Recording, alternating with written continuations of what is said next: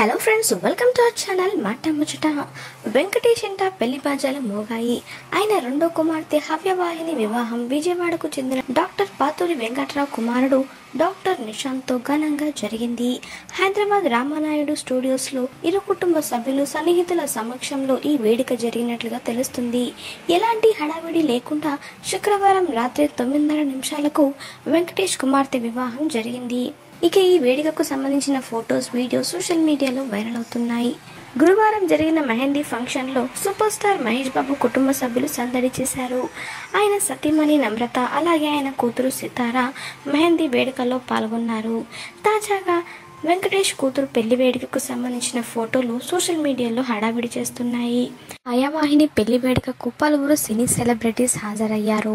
అందులో చిరంజీవి, మహేష్ బాబు దంపతులు, అలాగే మంచు లక్ష్మి, శిల్పారెడ్డి కూడా సందడి చేశారు. ముఖ్యంగా నూతన జంట హవ్యవాహిని, నిశాంత్ కలిసి ఉన్న ఫోటోలు సోషల్ మీడియాలో బాగా ట్రెండ్ అవుతున్నాయి.